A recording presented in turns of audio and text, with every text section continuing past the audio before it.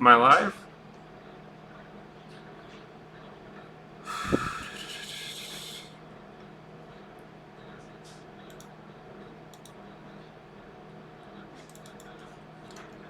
Hey guys, I don't know if I'm actually live, but let me know if I am.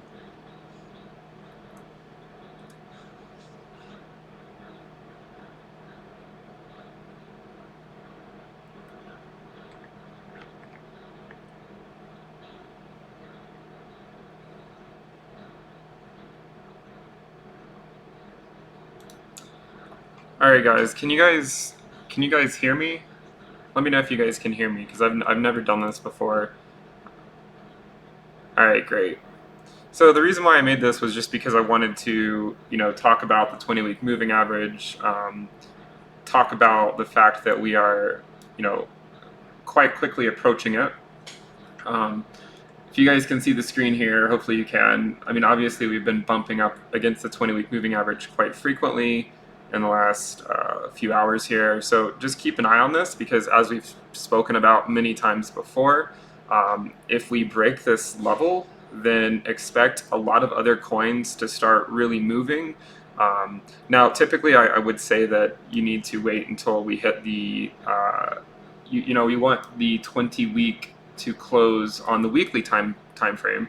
But I'm just showing this because if you want to be a little bit more, say, risky with what you're doing, you could try to front run it as well. And I'm trying to get everything up here and look at the comments and everything. So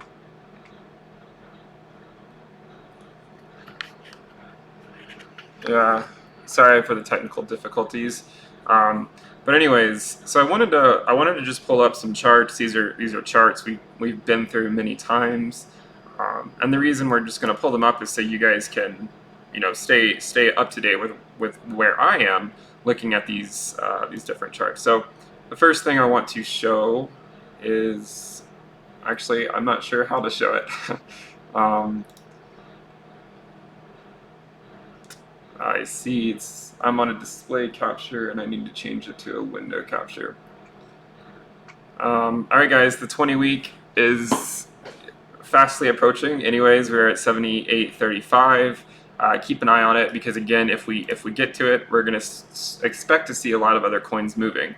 Now, what I'm trying to do now is figure out how to show you guys the other charts. So let me see if I can do that.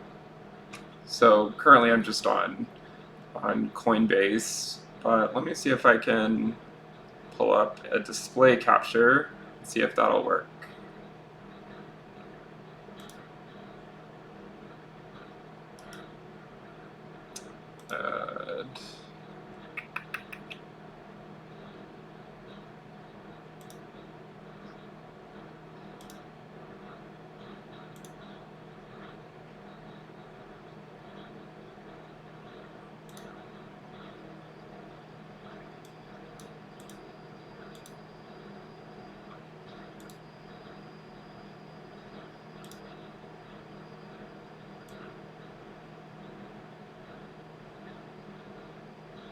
Okay, let me know if you guys can see that. It's basically a risk chart that I wanted to show everyone.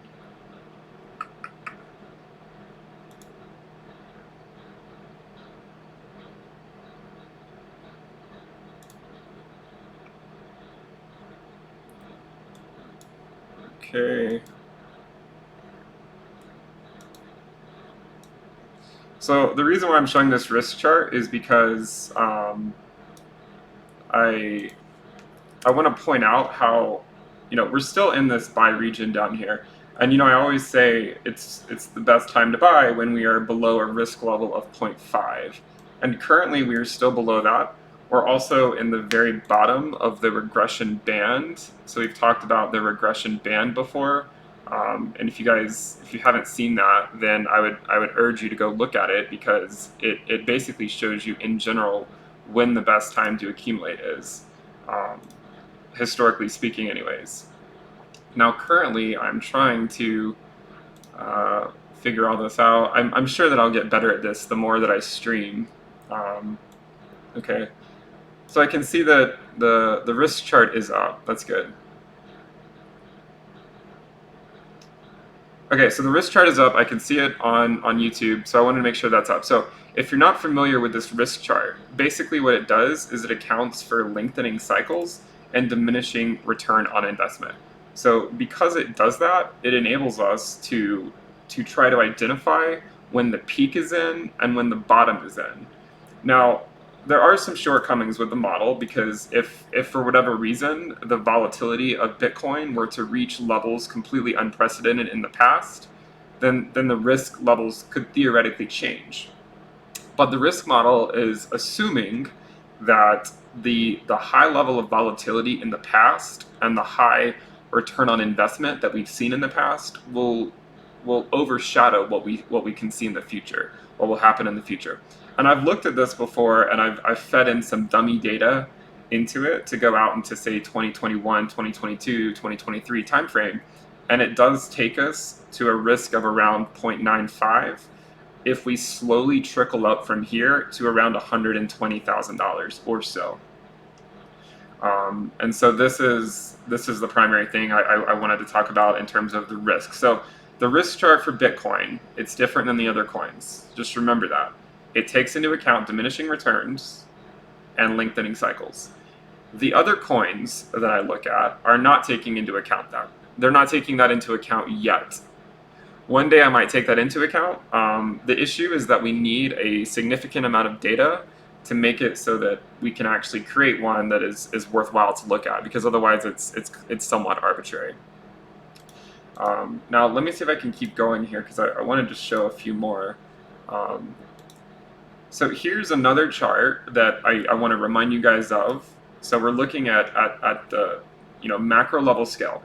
But one of the reasons why I'm making this video is because I obviously can't say for sure what direction that we're going to head in the short time frame, whether we're going to break the 20-week moving average, whether we're not.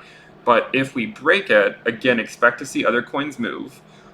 Another reason I'm putting this video on is because I've been polling a lot of people. I don't know if you guys go to the community tab for the channel, but I frequently put out a lot of polls. And on those polls, I try to gauge where people think we're headed, like where the general market sentiment is among you guys. And recently, it's been a lot more bearish than it ever has been in the past.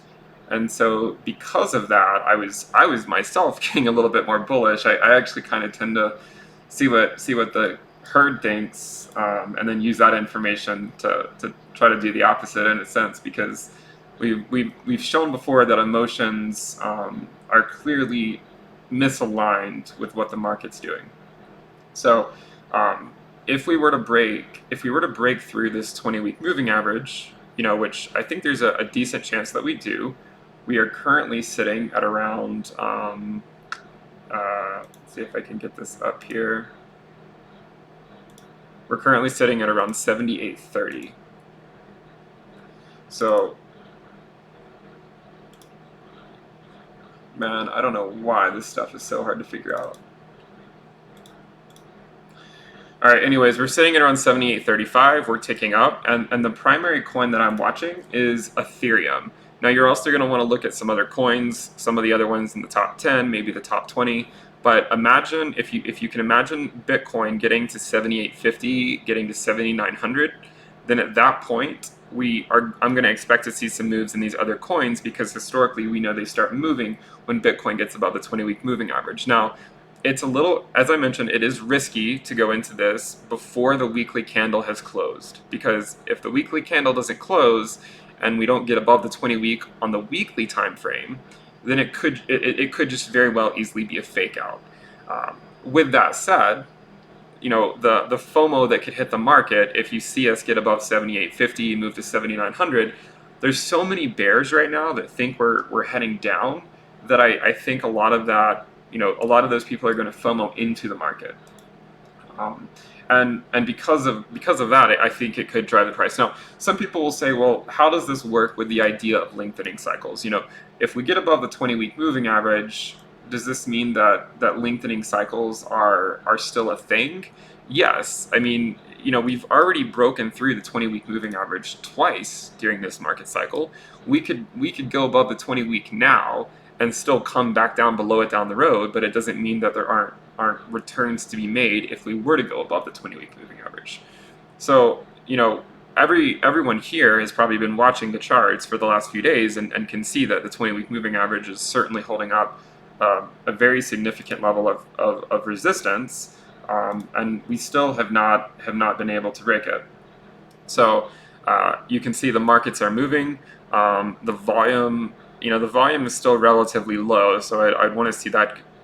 I'd want to see that move up. I'm trying to figure out how to switch back to my other screen, but anyways, I guess I'll just keep going on this slideshow, which is something I've actually already shown before. But so here's another one that you guys maybe have seen before. A lot of the times I just do pre-recorded videos, so I can't actually get any feedback or anything, and I'm not actually watching the comments right now. But this is another one of those interesting charts because it shows the macro level volatility of the 90-day return on investment. So basically this zigzag pattern where the slopes get steeper or less steep through time, and they get they move up longer each market cycle. So this is why I'm expecting us to slowly creep up. This dashed line here is an ROI of 1, so this means that your 90-day ROI is break even. So of course we want to be above that. So I think over the next 2 or 3 years we're going to slowly see what happened in 2016, 2017 occur, where you can see that the average 90-day ROI was well above 1. Whereas in this cycle, it's gonna take us longer to see that. And clearly, 2020 is not going to be that bullish, over the top year. I don't think we're going to go to $100,000 in 2020 or 2021, but it's a time that we can really start to build. I'm going to try to figure out how to get my screen back to. Let me see if I can turn this one off. Okay, can you guys see me now? I think maybe you guys can see me now.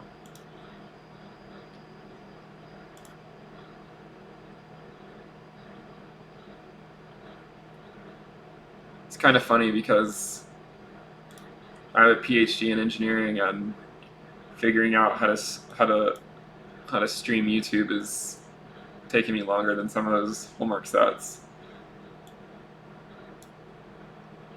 Oh wow, I didn't realize 250 people were watching this. Okay, so I also wanted to take this time because I haven't really had a chance to interact with people on YouTube that much. I mean, there's a lot of people in the Telegram chat that I talk with. There's a lot of people in Discord that I talk with, but I don't really talk to that many people, say just on the YouTube chat. So I would like to hear what you guys think about the channel. What do you guys like about it?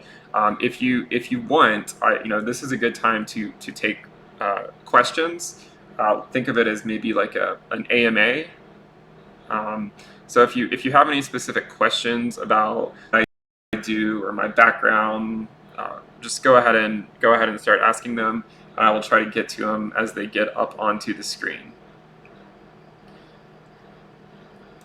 And I think there's also a delay between like me talking and then seeing you guys respond in the comment section. So again, if you guys aren't subscribed, you should subscribe to the YouTube channel. So I would appreciate that. I'm trying to race Bitcoin to $100,000. So I'm trying to get to 100,000 subscribers before Bitcoin gets to $100,000. We'll see what happens first. I appreciate all the great feedback. Let me get some questions. Okay, so I see this guy's asking, what's your background? How old are you? Okay, so my background is I did my bachelor's degree in mathematics. I also got a physics minor. I did an internship at NASA while I was an undergrad, so I worked at NASA Johnson Space Center during the summer of 2010. I also worked at NASA Langley, or I didn't work there, I volunteered there. I taught space camp at the Virginia Air and Space Center for a summer. And so that basically sums up my undergrad. I was 2 classes away from also getting a physics major. I ended up getting a physics minor instead. Um, and then after getting my degree in my undergraduate degree, I went to graduate school and got a PhD. I got my master's and PhD in engineering. And so from there, I graduated. So I started my PhD in 2013, and I graduated in 2018. And I did my PhD in engineering, and I focused primarily on radiation damage in ceramics using molecular dynamics simulations and in situ transmission electron microscopy. So that was basically the extent of my graduate work. Now I'm essentially doing this stuff, the crypto stuff, as a side hobby. It's not my full-time job or anything, but it's just like a side thing that I've been wanting to do for a long time. Some people are asking me what kind of engineer. I am a nuclear engineering, but I primarily focused on material science, so radiation damage in nuclear engineering. So basically nuclear materials, but radiation effects in those materials. So more like material science than anything else. Some of the questions. Oh, and by the way, I first started getting into cryptocurrency in 2011. In 2011, I was a junior in college, and I took a cryptography class. And in that cryptography class, we didn't actually cover Bitcoin in the class, but that was what actually first turned me on to Bitcoin. So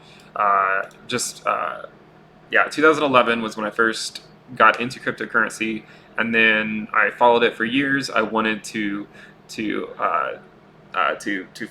basically start a YouTube channel, but I was in graduate school for 5 years, and I knew that if I started graduate school if I started my YouTube channel while I was in graduate school, then I would never actually graduate. So I decided to start my YouTube channel in 2019, the year after I graduated.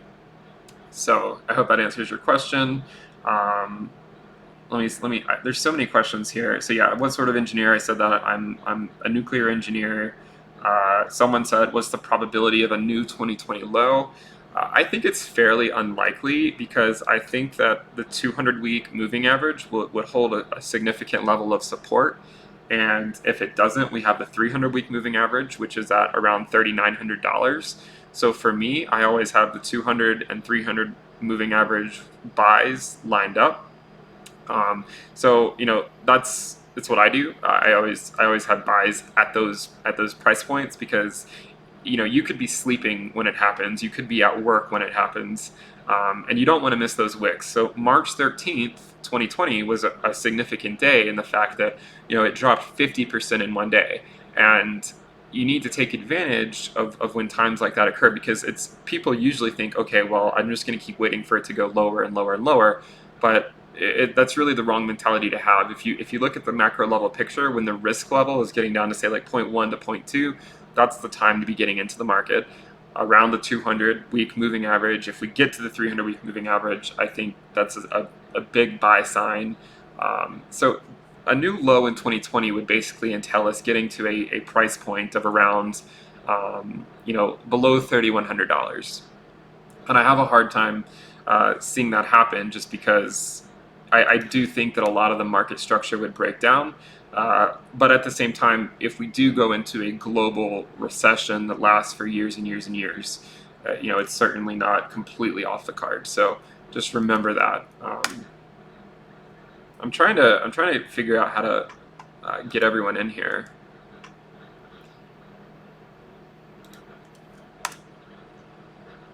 Okay, let me go through some more of the questions. So, because this is basically serving as an Ask Me Anything.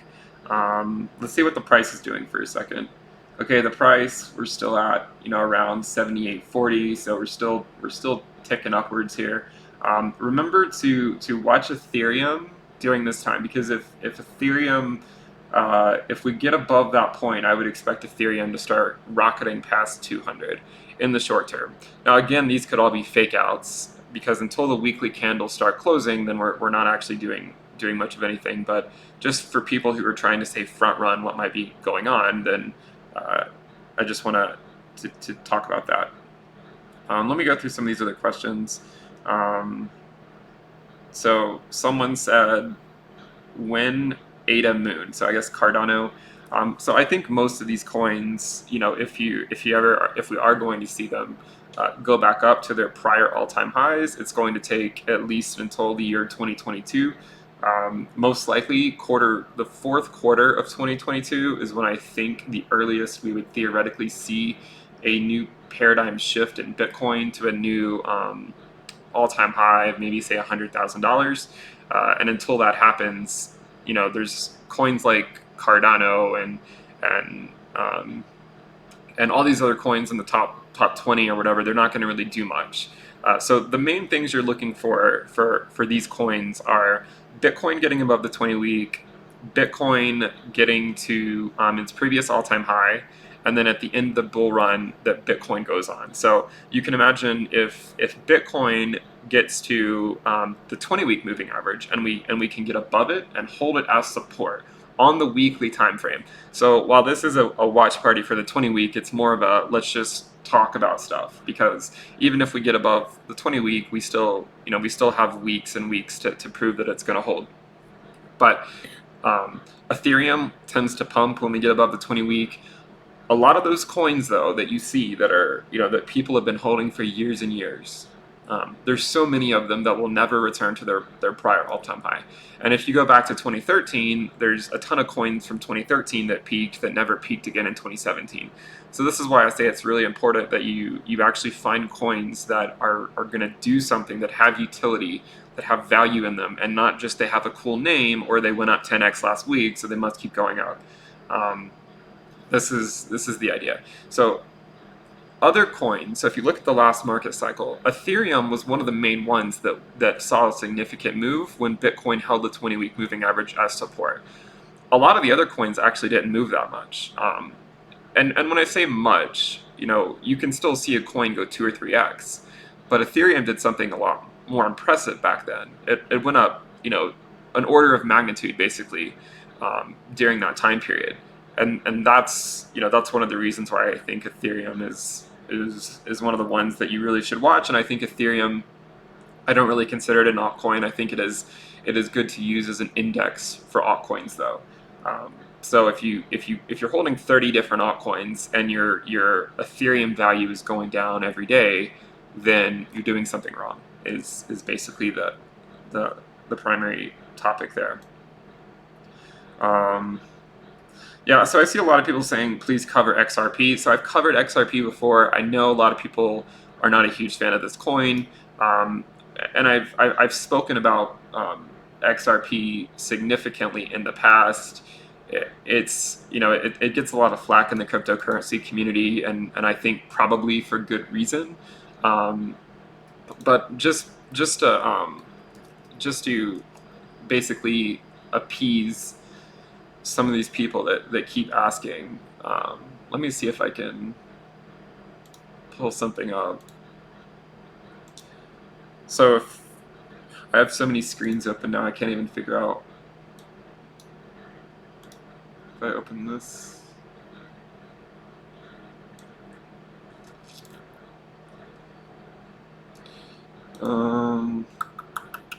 So basically what I'm trying to say is if you go to my website, if you go to intothecryptoverse.com, then you can find a report I did on XRP, and I don't think until Bitcoin gets to its previous all-time high, I don't think it's going to be doing a whole lot, to be completely honest.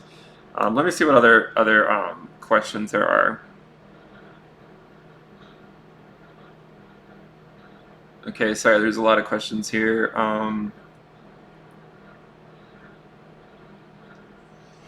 Is Bitcoin tied to the stock market? By Daryl Carden. So I did a video on this a while back.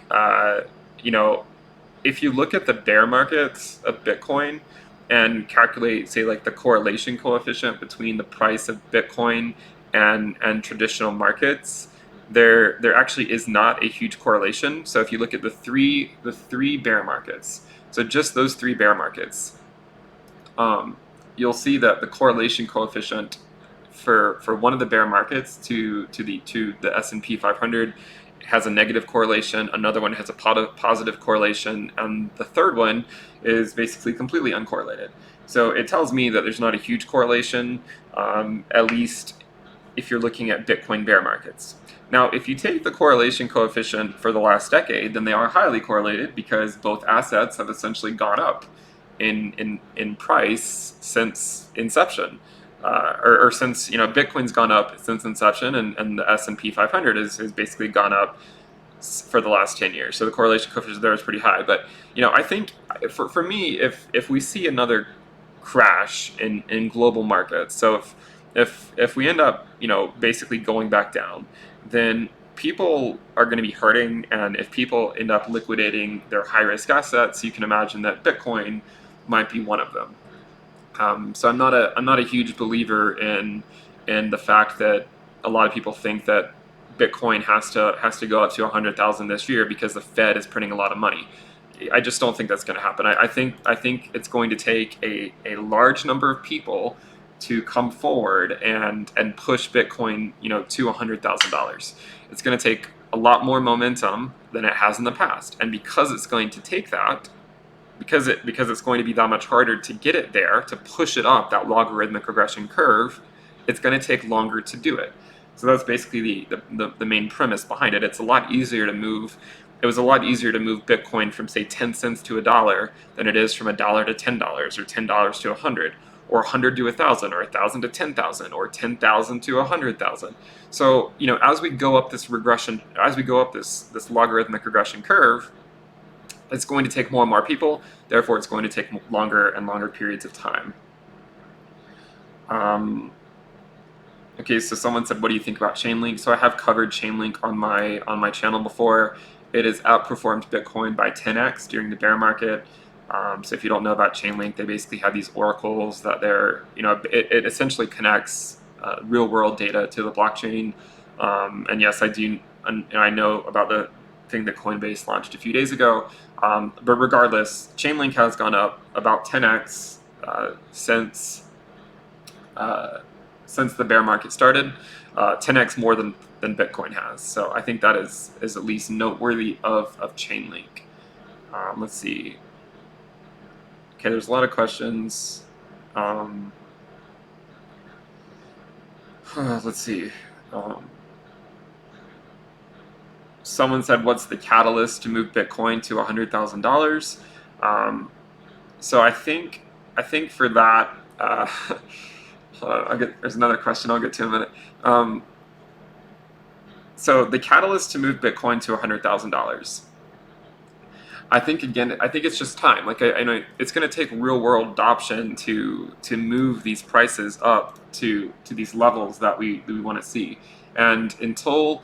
And I think essentially, if you think about it, like coronavirus and the global markets essentially crashing is a fundamental reason that you can imagine a lengthening cycle to be true, because people just don't have as much disposable income to throw at Bitcoin right now. So some of these questions are pretty funny.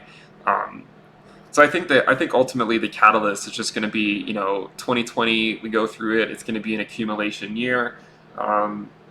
We get into 2021, early 2021 is likely going to be continued accumulation. Later, maybe the middle of 2021, early or late 2022, I could see us really start to move up. Maybe we hit $20,000 sometime in middle of 2021, late 2021, and then we continue our path upwards in, say, 2022. If we haven't gotten to 100, if we haven't gotten to 20K by 2022, I think we would in 2022. And then we would continue marching on upwards throughout 2022 to likely see a blow-off peak in 2023 or 2024. That's ultimately where I see that happening. Someone says, what's your favorite pizza? So for me, because of where I live in the Southwest right now, it's pepperoni and green chili. So if you've had green chili, let me know. Someone said, when do you think Bitcoin will decouple from the traditional markets and no longer be correlated? I don't really think it's that significantly correlated. I mean, maybe I think the extent of the correlation could be just if traditional markets are essentially dumping. If the worldwide economy is dumping, then Bitcoin, at least on March 13th, it dumped as well. But at the same time, if you look at year to date, Bitcoin is up significantly compared to a lot of traditional markets being down. Let's see what else we have. So it looks like the 20-week moving average, we're still below it. So, I think we're just going to be knocking on the door here for a little while before we really start to move above it. But keep an eye on those other coins, because if we move above it, they're going to start moving relatively quickly, I think. And another thing that I want to point out is, this channel is not made of just, moon boys and irrational thoughts. You have to keep in mind that we could get rejected from the 20-week. And if we get rejected from the 20-week, then a lot of those precious altcoins that everyone holds on to for so dearly, they're going to lose value with respect to Bitcoin most likely. So just keep that in mind, because these coins and we've seen a lot of positive moves recently, with Ethereum, with Bitcoin, with Link, with Cardano, with a lot of these different coins. But if we get rejected by the 20-week, then I think a lot of those coins are going to lose value with respect to Bitcoin. So I want you guys to think about that. Someone said Los Alamos area is breathtaking. Yes. Someone said, does closing above the 20-week relate to other coins as well? I think it does. I think especially for Ethereum, we would expect Ethereum to start moving. Link also, historically speaking, has moved significantly when we are above the 20-week moving average. I wish I knew how to quickly get these charts onto the screen, but they did not cover that in graduate school. So let's see what other questions there are. Did you guys see all these videos, by the way? I know I put out a lot of videos, but I don't actually know how many people watched all of them. Someone said, where were you born? I was born in the United States, not in some Slavic country. So altcoin season. So someone says, talking about altcoin season. So altcoin season, the 20-week moving average is a good way to get the primer going on altcoins and to see those moves. But really, for altcoin season to return, at least the altcoin season that you guys are wanting, you need to see Bitcoin get to its prior all-time high. And if we get above the 20-week, I think we're going to see a lot of altcoins move, especially Ethereum. But I don't consider Ethereum to be an altcoin. But really, we need to get above around $20,000. So if we get up to say like $18,000, $19,000, $20,000, I think it will be what spurs altcoin season, not some other random thing. And by the way, that doesn't mean we won't see 2 to 5x gains in altcoins. It just means that you need to get above the prior all-time high for altcoins to move. And I think a lot of people forget that. A lot of people think that they look at cryptocurrency as this thing that always goes up, but really with altcoins, you can miss basically all of the gains that altcoins have in only a few days of the entire year. And if you're out of the market during that time, then you can miss it. And a lot of people basically spend years and years waiting for that 1 week or those 5 weeks to come back, rather than just consolidating their positions and then getting back into those coins at the right time. Someone said, do you think Ethereum will flip Bitcoin? I do not think Ethereum will flip Bitcoin. Not really, no, especially not in this next market cycle. I think Bitcoin will get to around between $100,000 to $200,000, and I think Ethereum will likely top out maximum around 10,000, around 5 figures, which would put the ratio at around 0.1. And if in the last market cycle, the ratio was around 0.15. So I could, it's possible we go back up to that number, but I don't see Ethereum the ratio of Ethereum with respect to Bitcoin getting to like zero point 0.4 or anything crazy, 0.3 or zero point 0.4. Let's see. Someone said, why don't you use TradingView? I do use TradingView all the time. BLX is on TradingView, which I use pretty consistently. Someone said, who do you believe invented? Okay, I'm not going to talk about that in case I get flagged. Someone said, why don't you use the weekly 21 exponential moving average? Just because I don't show it on my channel does not mean I don't use it. I try to keep things fairly simple for the channel because I think keeping things, exceedingly simple is a way to relay my thoughts to you guys without changing everything constantly. So that's why I talk about the 20-week moving average, the 100-week, and the 200-week, and the 20-week being the support line for a bull market, the 200-week being the support line for a bear market, and the 100-week being the transition point between the two. Someone said, when do you see Ethereum going to $10,000? I think that would happen in whenever Bitcoin goes to 100,000. So my best guess for that would be 2023, maybe the middle of 2023, plus or minus like 8 months or so.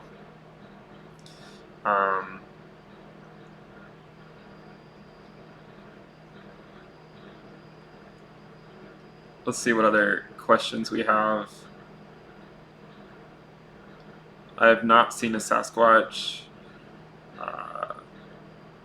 So a lot of people keep asking me about the stock to flow model. It's not that I don't want to talk about it. It's just that I don't. I have my opinions on it. I ultimately think that. I think the way it looks in terms of a lagging so I'm trying to figure out what I'm going to say. So for the stock to flow model, in this market cycle, it predicts us going to around $100,000, I think. Around that region, like around 6 figures, sometime over the next several years, and that could be it could be 2021, 2022, 2023. Now, I think that there is a good chance that will also line up with the lengthening cycle theory this market cycle. So this market cycle, I think that the lengthening cycle theory will be proven true because I don't think we're going to peak in 2021. So I think the lengthening cycle theory will be proven true. The stock to flow model, we'll see Bitcoin move up to $100,000 in a few years, likely. This is not financial advice. I think it'll move up to around $100,000 to $200,000 in the next few years, which would make it on the stock to flow model. It would basically be lagging back up to that line that he has. So I think it will get there, but ultimately, at some point in the future, I think that the stock to flow model will start to partially break down. But that's not to say it's necessarily anything specifically against the model, because even my logarithmic regression equation, I'll have to refit that, because if you only fit the regression equation to say the first market cycle, it would have predicted $1 million Bitcoin in say like in 2016 or something. If you fit it to the first 2 cycles of non-bubble data, it would have predicted $1 million Bitcoin earlier. But by continuing to refit this equation, it doesn't make the model invalid. It just means we're using more data to get a better prediction as to when we think a fair value is. So by refitting it each cycle, we can further project where out it's going to be. So because of that, no model is perfect, and there's a saying in the sciences that basically any simulation or any model is wrong. That's the only thing you can really say about it, but they can give you some useful information. So stock to flow, I think it presents information in a fairly unique way that a lot of people before that model had been presented to cryptocurrency, I don't think a lot of people had been really thinking about. But at the same time, correct me if I'm wrong, I think that I think that it predicts $1 million Bitcoin in 2028. I think. Correct me if I'm wrong, but I think Stock to Flow predicts a $1 million Bitcoin in 2028. I think that what's more likely is that $1 million Bitcoin will come by, say, 2038, not 2028.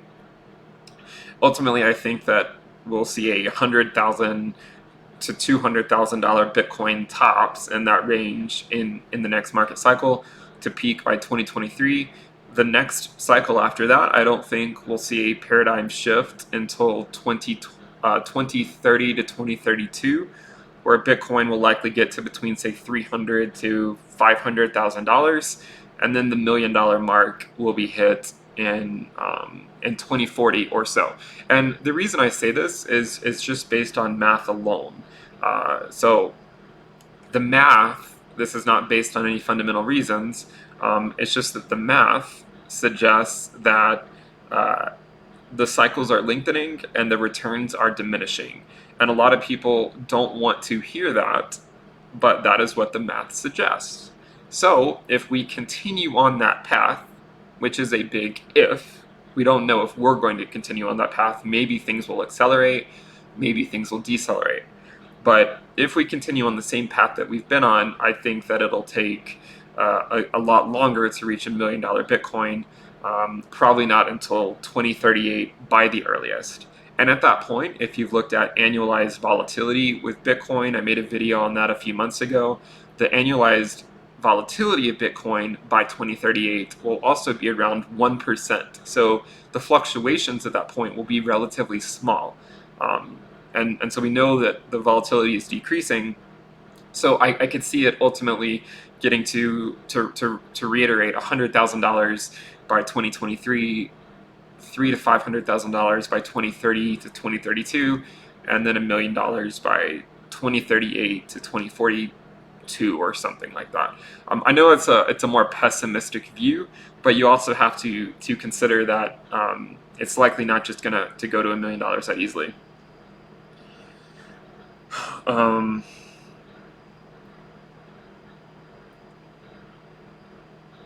Someone said I need to turn on super chats, but I honestly have no idea what that even is, so I'm not really sure what that is.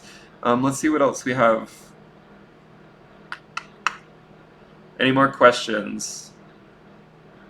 Looks like the 20 week is we're still holding it here as resistance. Yeah, you see here's someone saying the updated stock to flow says 288. See, this is the thing, like, I mean, providing updated models will be essential, for any model, whether it's stock to flow or lengthening cycles. This is a good thing, and I think what the whole Plan B stuff is good, because it gets people thinking about cryptocurrency in a way that is different than just saying we're going to go to the moon next year. I don't necessarily think we're going to get to $1 million as quickly as that model thinks we're going to get.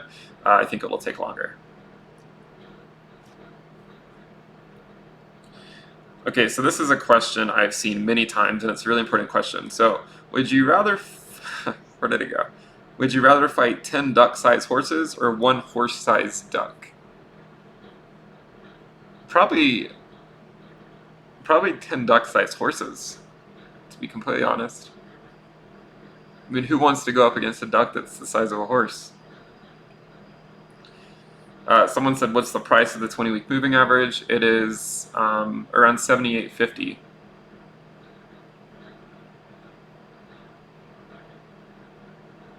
Let's see, do we have any more questions that are...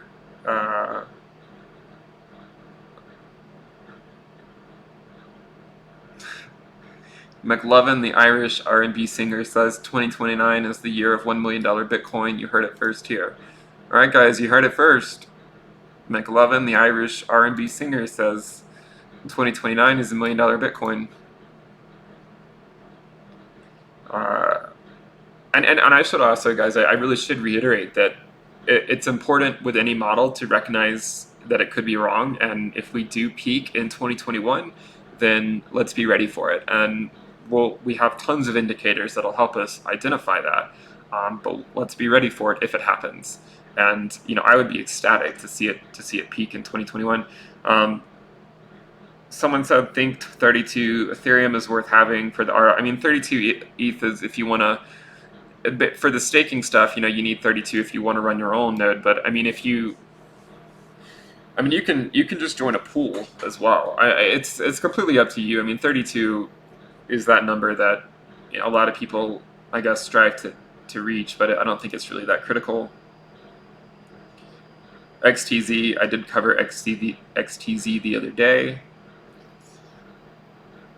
Someone said if the 20-week breaks and holds, what op do you get into? So I think I've made it fairly clear. So primarily, I'm looking at Ethereum as the first go-to, and I already hold some Ethereum. I think holding Ethereum at all times is essential because it's the most developed coin there is, and it just seems like it'd be crazy not to be holding Ethereum. With that said, I hold more Bitcoin than I hold of Ethereum. If Bitcoin breaks the 20-week moving average on the weekly, I will convert to more Ethereum.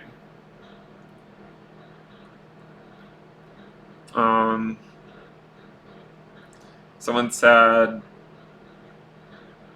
when Nano update. So yeah, so I have covered Nano a decent amount in the past. I'll probably cover them again soon, but again, Nano is one of those coins, like I've mentioned, there's a lot of other coins, when Bitcoin's below the 20-week moving average, they just don't perform that well. They just get hammered and hammered and hammered, which is why I say when Bitcoin falls below the 20-week moving average, it's good to, theoretically, historically speaking, it's good to consolidate your positions, not look into 100 different coins and try to see these amazing gains when Bitcoin is essentially crashing. So it's pretty straightforward. Like if Bitcoin is below the 20-week moving average, then you consolidate, okay? Because most coins will lose value not only with respect to fiat but with respect to Bitcoin when it's below the 20-week moving average. Okay, when it's above the 20-week moving average, then other coins start to move. But my question to you is, if you have a coin that you are in love with that probably has a snowball's chance in hell of ever seeing its all-time high again, you could at least consider the idea that you could get out of it when Bitcoin goes below the 20-week moving average to hopefully then accumulate more of it when it goes above it. It doesn't mean you have to hold it forever. This is the main point. You don't have to hold the coin forever. Let's see what else. Someone says, do you think we will go back to 5K after the halving? It's certainly possible.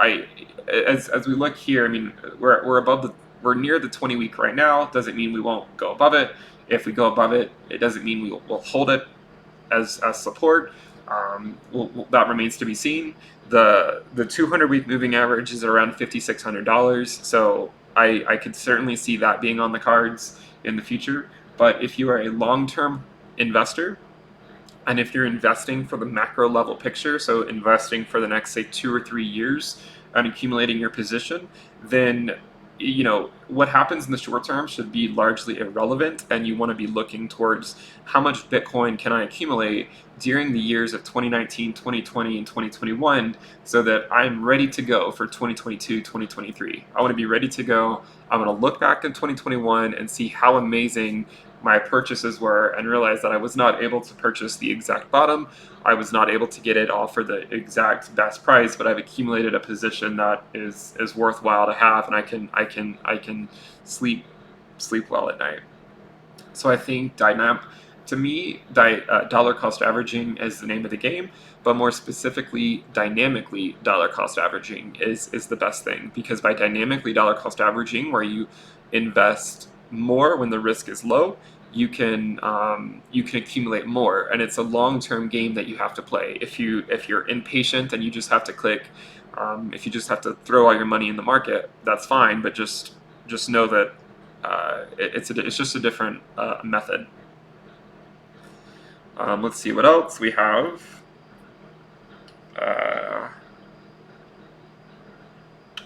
Someone said, where would you put in a buy order for ETH? I mean, it's irrelevant exactly where. I mean, it's ultimately I just do the dynamically dollar cost buying. I buy Ethereum every week. I look at the risk associated with it. I take that multiply it by my base X, and then invest that much.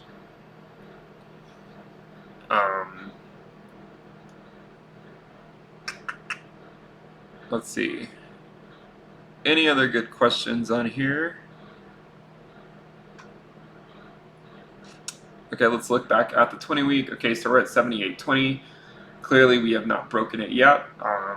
We'll be looking to hopefully break it, but if we don't, this is again not a moon boy channel by any means. So if you see it start to go down, if you see us go back to 77, 76, 75, then likely we're going to be heading down to 71. And if we head down to 71, then a lot of these coins that I've been talking about are likely going to lose value against Bitcoin. Let's see what else. And people are asking, how many Bitcoin and Ethereum is decent. This is up to your own. This is completely irrelevant because it's all about percentage gains. Whether you have 1 Bitcoin, you have 10 Bitcoins, or 100 Bitcoin, you're still going to see the same percentage gain. So it's all about risk reward. The more you're going to risk, the more theoretically your reward will be. Someone said favorite mathematics course. So I really liked the one on cryptography. I despised all the courses on like analysis and the proofs, like the more abstract stuff, like modern algebra. I was not a huge fan of that stuff. I liked more applied math, which is why I did my PhD in engineering and not mathematics. Let's see what else we have. Yeah, so someone said breaking the 20 week right now doesn't mean anything. I agree. We want to see it close on the weekly time frame. I mainly, I created the title of this video before I even realized it was live. I was just experimenting. I was going to just call it like an Ask Me Anything, but then I realized it went live, so I just kept it as it was. So it's called the Bitcoin 20 week moving average watch party, but it's more so supposed to be, okay, we're going to pull up the price, we're going to talk about how Bitcoin behaves above and below the 20 week moving average, and also answer some of your guys' questions. Someone said, how do you store your crypto when you're swing trading? So a lot of the crypto I just store on a nano ledger. You'll note that I don't actually have any referral links on my channel for a good reason. I don't want to just shill referral links. I want you guys to innately trust that I'm not trying to take advantage of different things like this, so I don't like to do that. So I can say with a clear head and without a referral link that Nano Ledger is what I use. If I am swing trading, then I will move my funds to the exchange and just trade those funds when they're there. I don't store them there for each day throughout the cycle. Someone said differential equations. Yeah, differential equations was a good course because I felt like it was more applied and you could see what actual real world effects or what real world applications that differential equations had. There was a joke about that because my wife is, she's in the medical industry and she would always talk about like the NICU and the PICU, like the neonatal intensive care unit, the pediatric intensive care unit. So I had to come up, I had to say DiffyQ for my my EQ that I wanted to talk about. Someone said, why use Bitcoin pairs over USD pairs? I actually do use a lot of USD pairs. In fact, I primarily used USD pairs for a while, and then people got irritated that I wasn't looking at Bitcoin as much, so then I started looking at Bitcoin more for the videos. But you should find both of them on there. Someone said, what do you think of Data Dash YouTube channel? I think he's a good guy. He provides level-headed analysis, which can be hard to find in the space. So, yeah, I think he's a good guy. Let's see what else we have. Let me scroll up because I think I missed a lot of these questions.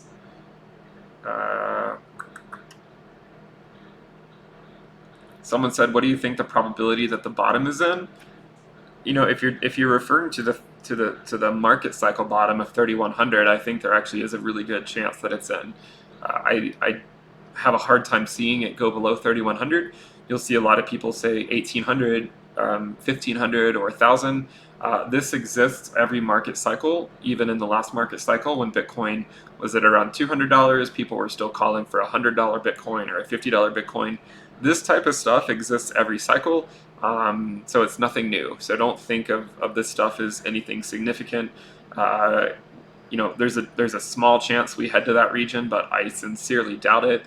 I think that, likely speaking, 3,800, 3,900 would be our low this year. It being the 300-week moving average, but we'll see. You know, we'll see if that turns out. But that's just what my gut feeling says is that the low is likely the 300-week moving average, because if you look at historical data, we more or less held the 100-week moving average during the first market cycle, the 200-week moving average during the second market cycle, and then the 300-week moving average potentially during this third market cycle. So it's just something to consider.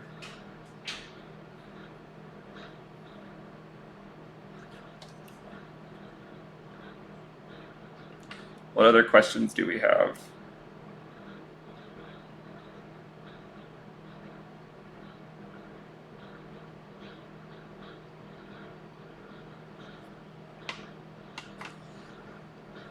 Okay, let's see. Someone said, do you have any interest or experience in developing a trading bot, crypto or otherwise? I have been approached by a lot of different people that want me to do this. I'm not looking to do this right now, at least for commercial purposes. What else do we have?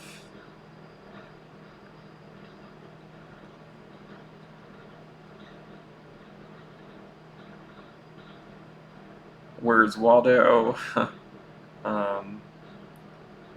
Yeah, so as far as trading bots, you know, I think you're really going up against a lot of competition there, because you know, there's a lot of people doing this in the space. So a lot of times it's not even about what the most complex thing is. It's just finding something that works and sticking with it. Because, you know, if you see a lot of people selling trading bots, you have to ask yourself, well, if the trading bot was so successful, why do they need to sell it? And the short answer, I think, is if they're trying to sell it, then it just means that it's not as successful as they want it to be. Because if it were as successful as they want it to be, why would they be advertising the this trading bot to the world? Because once more people know about it, then obviously it's not as valuable.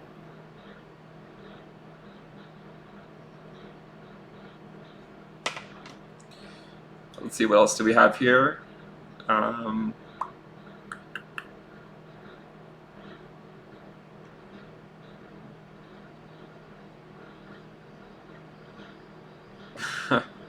There's some good questions here. I'm not going to answer all of them just because I don't want to say anything I'd rather not say in front of everyone watching.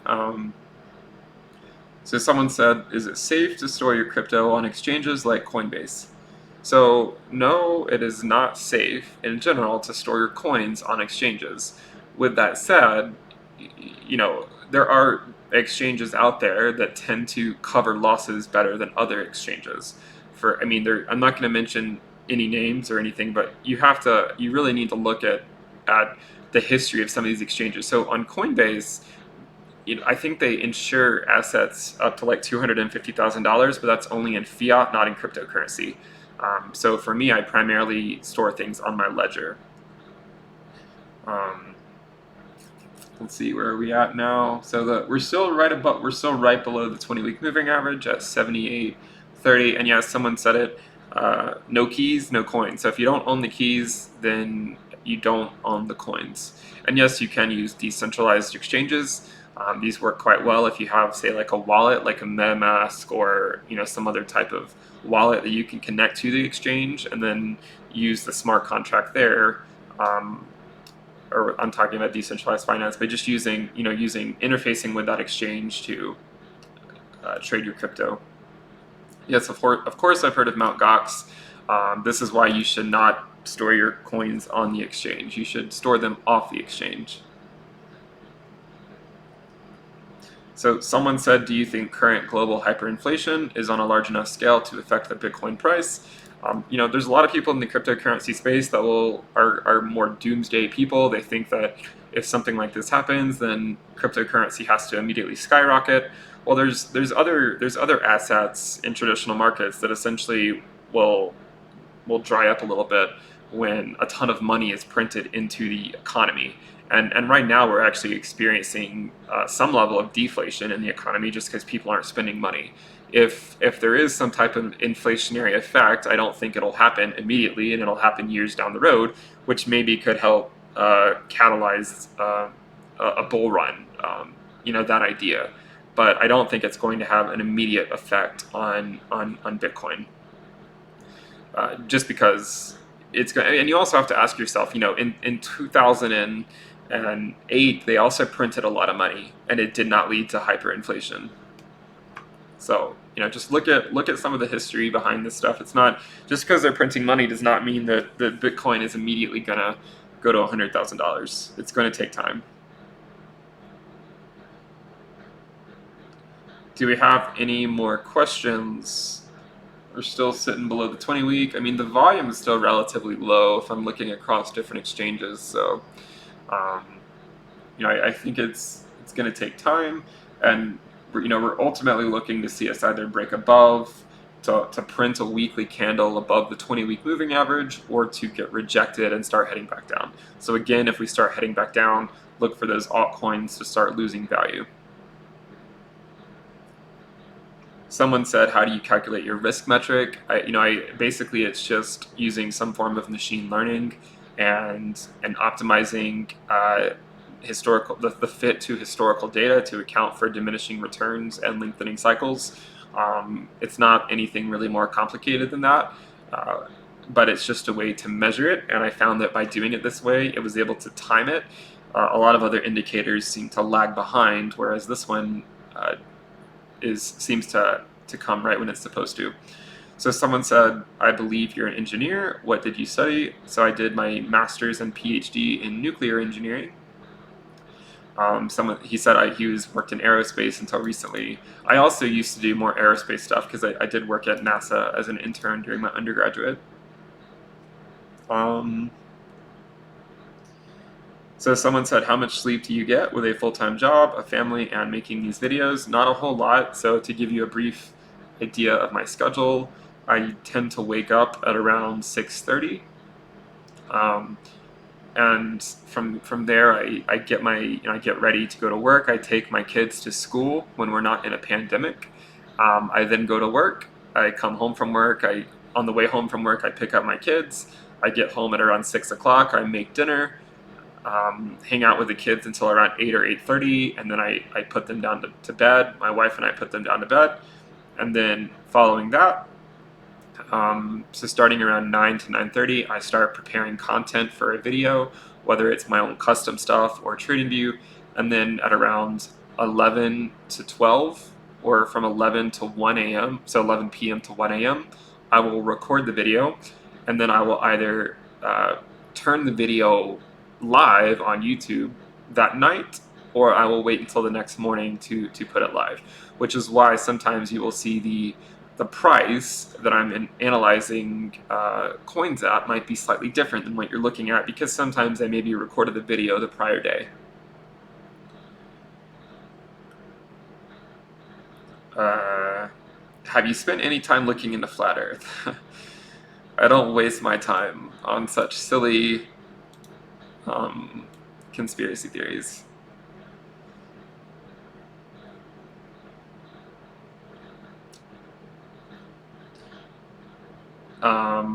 Favorite polymorph of silicon carbide?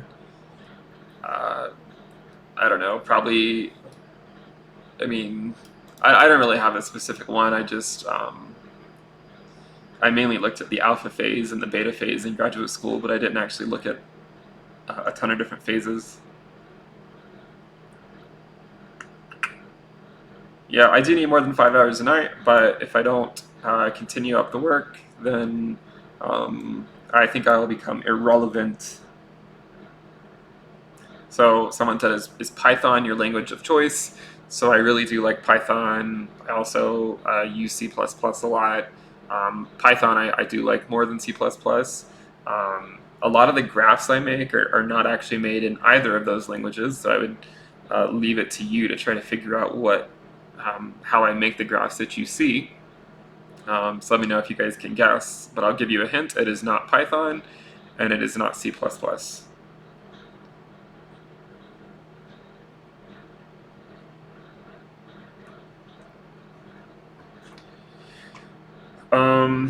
So the 20 week, still below it.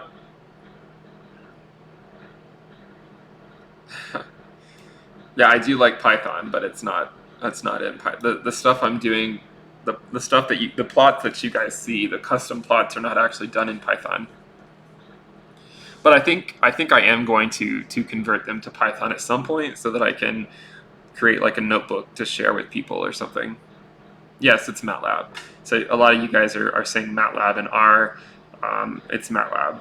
There's no way I'm making these graphs in PowerPoint or MS Paint or Excel. No, none of them are in any of those languages. The stuff is in MATLAB. Nope, not JavaScript or R either. So yeah, the reason why I'm probably gonna switch to Python at some point in using Matplotlib. I just haven't done it yet, and when I do it, I'll probably make a course or something that you guys can take so that you can learn how to make the graphs yourself.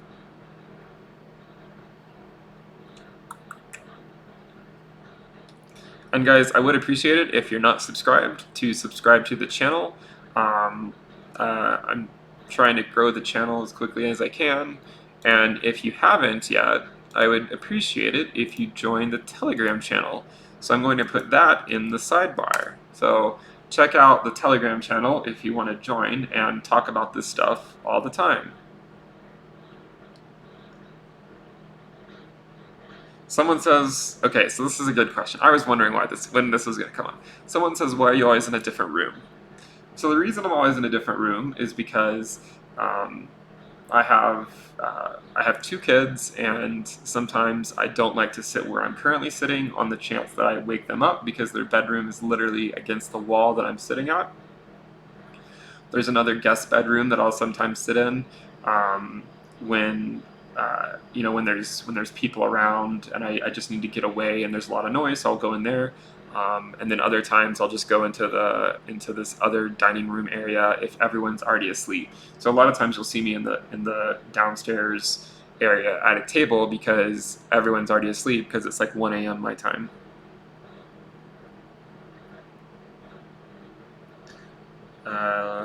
Let's see what else.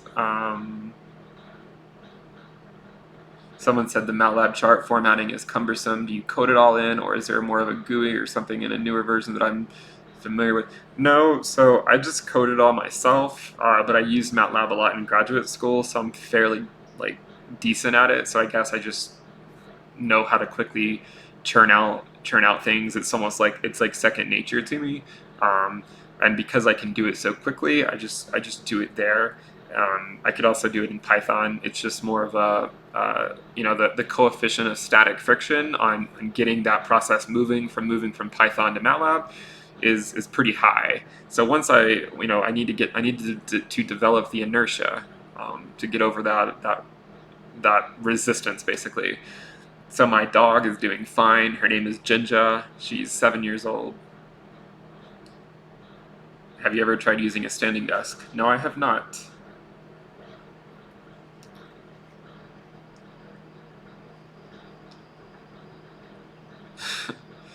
Any more questions? I'm probably not gonna stay on too much longer.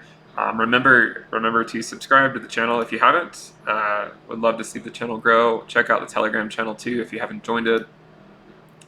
Our Telegram channel is actually at 2,800 members, so we'll be getting a new admin in the group in about a week or so. I get a new admin every time we go up 1,000 members.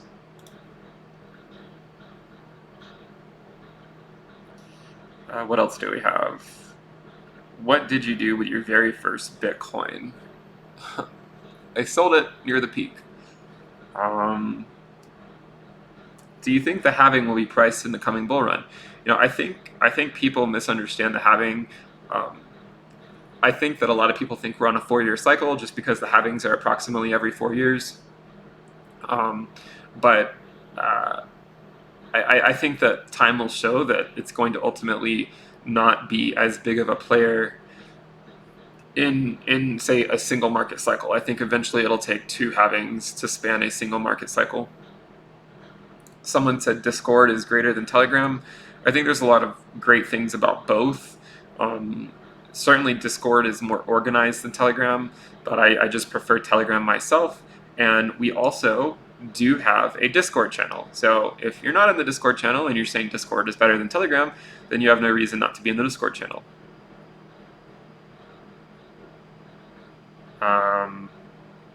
Someone said, where's the 20-week at? The 20-week is at around 78.50. We're currently still below the 20-week moving average. Someone said, what brought you into the crypto and what's your favorite crypto?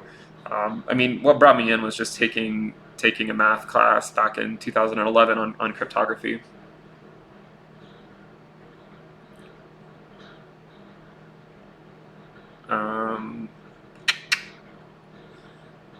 So we've been going for 70 minutes now. I wonder if our, let's see. Yeah, it looks like the price, we're just under the 20-week moving average. So basically we're still below it. So likely it's not gonna go above in this video. Let's see, what else do we have here? I'm just looking to see if I actually did get... Oh, we got 10 new subscribers since I started the show. Well, thanks for joining.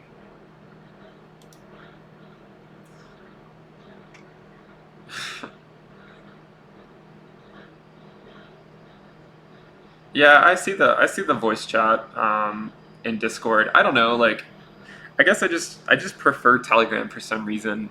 Discord, I like it, and there's a guy there that runs it. His name is CB. He's the primary person who runs the Discord.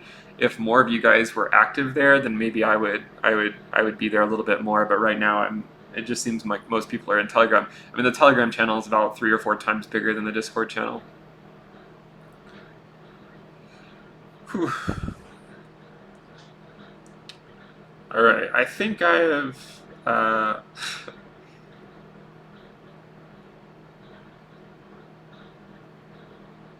Some of these questions are pretty funny. Yeah, I think one of the questions that people ask me all the time is why I have not covered Monero yet.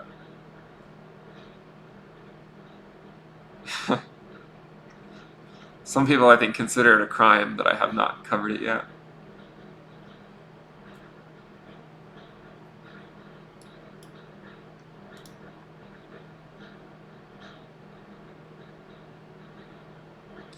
So someone said, historically, Bitcoin started dumping a few days ago, heading into previous halvings. I don't see why it would be different now. So this is one of those things where just because it's happened once or twice does not mean it has to happen again. The market tends to, back back during the last market cycle in 2016, a lot of people thought the price was just going to keep going up or start skyrocketing immediately, and then it didn't. So it's just, it's something that just because you think it's going to happen in the short term doesn't mean it has to. In the short term, we could see Bitcoin go above the 20-week. It might get rejected. I'm not going to speculate necessarily on short-term price movement just because it's often irrational. I just try to inform you of what will likely happen if we do get above it by looking at other coins and their behavior when we break that point. Do you suspect the economy into a long-term recession? Well, I think it's already established that we are in a recession. I don't really know. I mean, maybe it'll take a year or two. I honestly, I don't know if it'll be a V-shaped or a U-shaped recovery. There's people on both sides of the aisle there. it seems more likely to be a U-shaped recovery from what I would think, just because so many people are being laid off, and people are just going to be hurting for cash in the coming years. So I think it would be a U-shaped recovery, but so far it has been moving up quite quickly.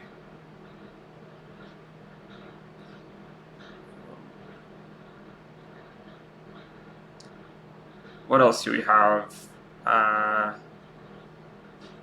I'm not mining any coins right now. No, it's just simpler just to buy the coins unless you're gonna go out and invest in a ton of mining equipment. Um, I think it's just simpler. I mean, I have mined in the past, but I'm just not doing it now. So gold, gold is one of those. I have covered it, and I've covered the correlation of gold to traditional markets as well as Bitcoin. When traditional markets tend to go down, that's when gold tends to go up. But I don't hold a significant position in gold just because it doesn't tend to, I mean, if you have to wait years and years and years and years for it to just to get back to where it was, it just seems like it's. And I don't think, a lot of commodities. Well, I guess we're talking about gold, but I was thinking about commodities too because we were also talking about oil recently. But one of the things with commodities is that you have to deal with the storage of said commodity, and if you're into options, if you're looking into say futures and you're purchasing commodities that way, then even if you see a positive movement in the spot price, then you'll lose some of that return when the contract rolls over, because I imagine most of you aren't going to take delivery on that commodity. But with precious metals, yeah, I mean I do hold some of them, but my portfolio is not very strong in precious metals. I mainly focus on other asset classes than that. Do you own other assets than crypto? Yeah, of course I do. I mean, I have tons of index funds, um, tons of stuff. I mean, I don't need to go through everything in this video because I want to. I have a lot of videos out there that talk about various markets. We talk about traditional markets, index fund. Those index funds. We do talk about precious metals. I have a video or two on gold. We primarily talk about cryptocurrency. We sometimes talk about commodities. I've even made a video on Tesla. Of course, these are all different assets that you can have in your portfolio. And the main purpose that I've tried to convey to people is that having everything in cryptocurrency is not a wise move because you want to be well versed in a lot of different markets, because suppose that I'm right, suppose that we have a blow off peak in 2023. After the peak occurs, what do you do? Do you just sit on your hands for 2 years and wait for the bear market to be in accumulation mode before you start investing? Do you invest in the bear market to watch your returns go away? No, the better thing is to have different markets that you can pivot to so that your money can continue to grow. Um, what else do we got here? Someone said, "Are you Canadian?" No, I am not. I am from the East Coast of the United States. I've been answering questions for the last hour and a half. Um, I will ask if anyone has any final questions. I'll ask them, or go ahead and ask them, and then I'll go ahead and sign off. And for those of you who don't know, because I don't actually talk about any referral links or anything like that, I don't shill any stuff like that. But I do have a private Telegram group where I talk a little bit more candidly about these things. And if you want to join that, you can just reach out to me either on Telegram. It does cost money, obviously. I mean, there's a fee, but if you want to support the channel and if you want access to some of that other content, I do publish a weekly newsletter with updated risk levels and different types of analysis on other markets sometimes as well. So if you guys want to join that, you can either join it at Patreon, but I think Patreon is actually is under maintenance right now for a few more hours, or you can just join using cryptocurrency by reaching out to me through either my website or on Telegram. So if you want to reach out and join, you can, but obviously you don't need to feel any obligation to do that. So let's see, are there any more questions? Yeah, so some of these questions are getting fairly redundant. So yeah, I got into crypto in 2011. Any plans on a trading view indicator? This is on the plan for 2020. I do hope to make a trading view indicator for the risk metrics sometime in 2020.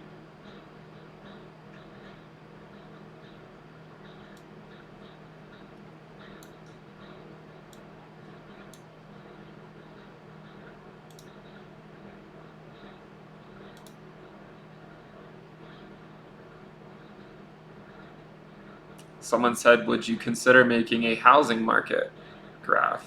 Yeah, potentially. I might make a housing market graph sometime.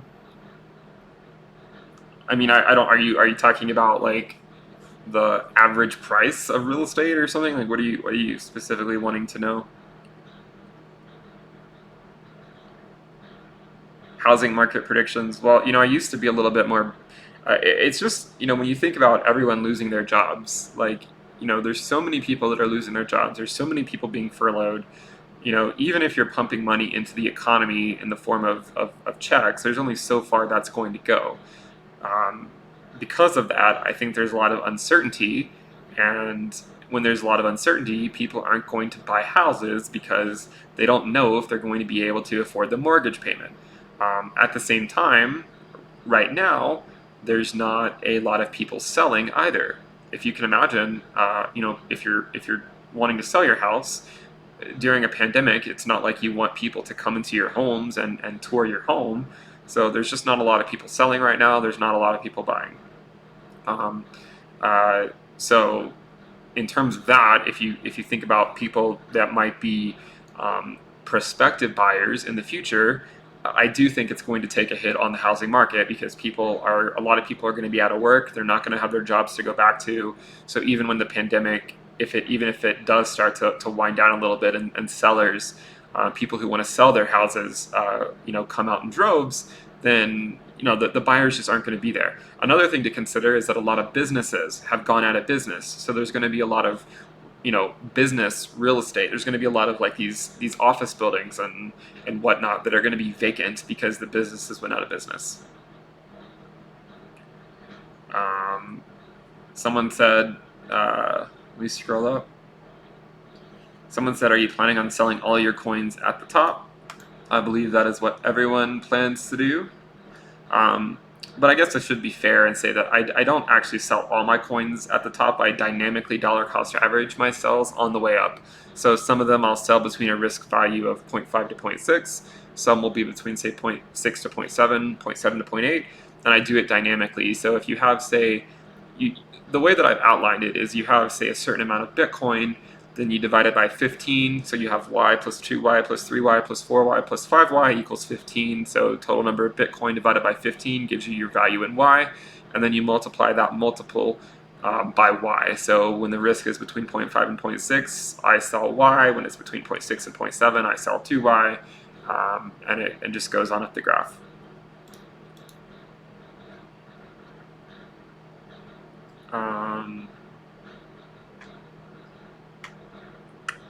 All right. Is that all the questions? I haven't seen any new questions in a little bit. So,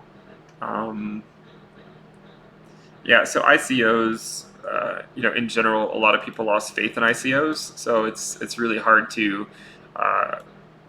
it's not to say that there can't exist an ICO that is good, but with so many that are bad, it's really hard to gain investor confidence in that. So that's one of the primary issues, I think, with ICOs. And I think another thing with ICOs that make it challenging is that these people they get all this money up front, and then they're expected to develop the product, the quote unquote product, for years. And if you get paid up front, then the motivation to continue developing can sometimes be low for people. and that's what happened in 2017. I think a lot of ICOs were just outright, they were never meant to actually do anything anyways. But even the people that did have ambitions, if you make off with say $100 million and then you're expected to deliver a product that you really actually don't know how to deliver, then it's easy to just try to quietly exit the scene. But again, you're not going to be able to quietly do anything because you have a lot of people's money. So as far as ICOs go, I don't really tend to think they are really what you should be focused on right now.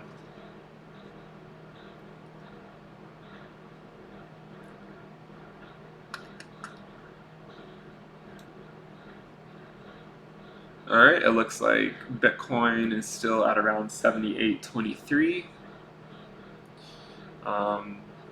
So it looks like we're to give some thoughts, I guess, on this.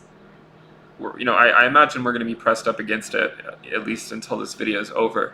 So to reiterate, if we go above the 20-week moving average, I expect Ethereum to see a move that'll likely be better than Bitcoin.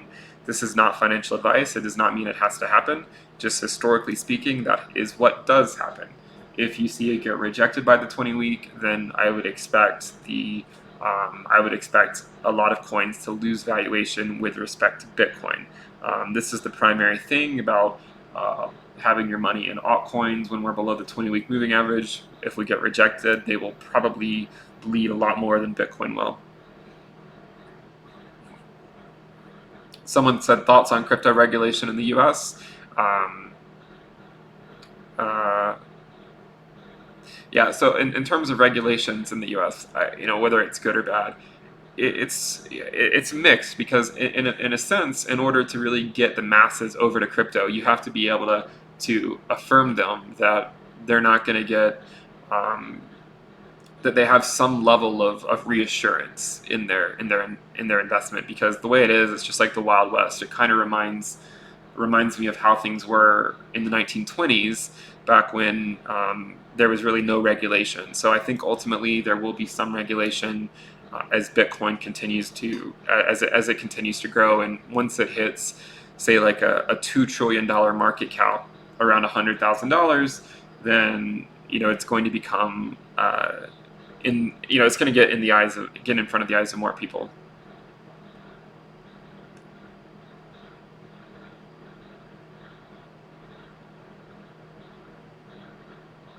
All right, so we've been going 86 minutes. I think the questions are drying up. I think I've mainly answered most of them. Someone said, what do you think about crypto based in gold? So, I've actually looked at this before. When you look at the price of Bitcoin over, say, 10 years, it doesn't really matter whether you're comparing it to fiat. It doesn't matter if you're comparing it to the S&P 500. It doesn't matter if you're comparing it to gold. When something goes up 100,000x, it completely dwarfs anything else that's going up 5x or something. So I get these questions all the time, but when you're looking at an asset that has gone up 100,000 times, it basically does not matter what your reference point is or what you're comparing it to.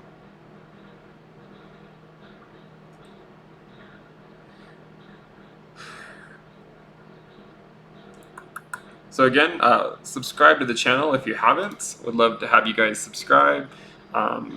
Check out the Patreon channel if you haven't. It's currently down for maintenance, but if you do want to check it out when it's not down for maintenance, I just put it in the chat. A lot of the questions now are becoming redundant. Just when you go an hour and a half talking, a lot of people aren't going to be able to see all the questions. So I would encourage you guys to just watch the video when you get a chance. Hopefully it's informative. I probably rambled a little bit too much. If you guys like the idea of a live stream, I can try to do it more frequently. I'm not really sure how valuable they are, but a lot of people were requesting that I have a live stream, so I just tried to do it, and we'll see how it goes. And then also remember that on the private channel, I do run a private channel, and I do publish a weekly newsletter, and I've started publishing private videos. So if you want a little bit of extra content and want to support the channel, then you can do so by joining that. So yeah, as Synthetic says, smash that like button and click the bell. Subscribe to the channel, check out Telegram, and with that said, I will try to wrap this up if I can figure out how to stop. Oh, there we go. So we're going to stop streaming now. Again, subscribe. Yeah, I know Patreon is down for maintenance, so just check back later if you want to join it. And if you don't want to use Patreon, if you are interested in joining the private stuff, then you can always reach out to me on Telegram or through my email, which you can find through the website. And all of that is in the description below. Basically, you can get access to a lot of this stuff for $30 a month or $50 a month. This is just the extra stuff. But again, I'm sure Patreon will be back up later. Subscribe to the channel, and I will talk to you guys next time. Bye.